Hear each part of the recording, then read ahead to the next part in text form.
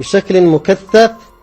وحتى بالأسلحة المحرمة دوليا। Yemen के लोकप्रिय जन आंदोलन अंसारुल्लाह के महासचिव ने बल देकर कहा है कि दुश्मनों द्वारा राजधानी सना के लिए एक बड़ी साजिश तैयार की गई थी कि जिसे देश के जियालों ने नाकाम बना दिया है। उन्होंने कहा कि यमनी राष्ट्र इस समय अपने इतिहास में पहले से कहीं ज्यादा मजबूत और दुश्मनों के मुकाबले में दृढ़ संकल्पित है। यमन के प्रभावशाली और लोकप्रिय जन आंदोलन अंसारुल्लाह के प्रमुख सैयद अब्दुल मलिक अल हौसी ने बताया कि दुश्मनों ने यमन की राजधानी पर एक बड़ा हमला करने और उस पर कब्जा करने की पूरी तैयारी कर ली थी।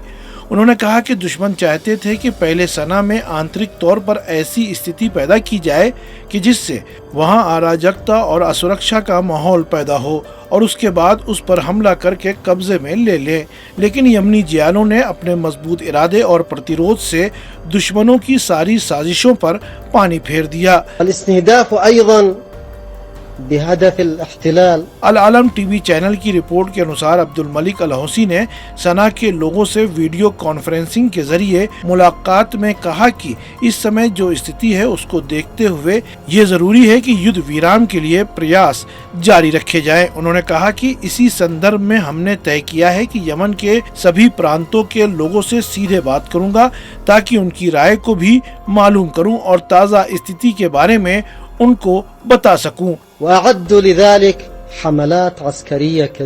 अंसारुल्लाह के महासचिव ने सना की जनता को संबोधित करते हुए कहा कि सना देश का राजनीतिक केंद्र है और सभी सामाजिक, धार्मिक और राजनीतिक विचारधाराओं के साथ एकता और एकजुटता का राष्ट्रीय उदाहरण है। उन्होंने कहा कि यमनी लोगों के दिलों में सना बसता है और इस चीज को दुश्मनों ने भी अपनी आंखों से देख लिया है, क्योंकि जब जब उन्होंने यमन पर हमला करने की सोची तब तब उन्हें देश के जियाले उनके सामने मजबूती के साथ डटे नजर आए और उनके सारे षड्यंत्रों को नाकाम बना दिया। सैयद अब्दुल मलिक अल हौसी ने बताया कि दुश्मनों द्वारा सना के खिलाफ विभिन्न प्रकार की साजिशें रची गईं, लेकिन जनता की होशियारी और जियालों की सतर्कता की वजह से सभी साजिशों को नाकाम बनाया जा सका। उन्होंने कहा कि हमलावरों को लगातार मिल रही हार की वजह से उन्होंने यमनी जनता के बीच फूट डालने की कोशिशें की, लेकिन उन्हें उनके इस तुच्छ कार्य में भी विफलता हाथ लगी।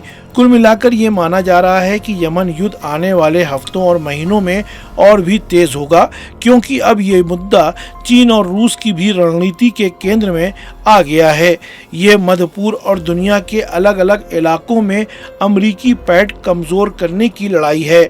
अमेरिका दक्षिण यमन पर नियंत्रण करके बाबुल मंदब स्ट्रेट को अपने काबू में करने की कोशिश में है, ताकि इस जल मार्ग से गुजरकर अफ्रीका जाने वाले चीनी जहाज़ों के लिए कठिनाई पैदा करना संभव हो। लेकिन जिस दृढ़ता के साथ यमनी राष्ट्र हमलावरों को जवाब दे रहा है, उससे अंदाजा लगाया जा सकता है कि यमन के पटल पर हो रही घटनाएं और परिवर्तन न केवल सऊदी गठबंधन के भीतर घबराहट पैदा कर रहा है, बल्कि अमेरिका को भी गहरी चिंता में डाल रहा है, क्योंकि जब यमन पर सऊदी गठबंधन ने वर्ष 2015 में हमला किया था, तब उसने घोषणा की थी कि ये युद्ध हम जल्द ही अपने पक्ष में समाप्त कर लेंगे। लेकिन जैसे जैसे समय बीतता गया, वैसे वैसे उसके तमाम दावे खोखले नजर आते गए, क्योंकि युद्ध के मैदान में यमनी सेना और स्वयंसेवी बल सऊदी गठबंधन पर लगातार भारी पड़ते जा रहे हैं।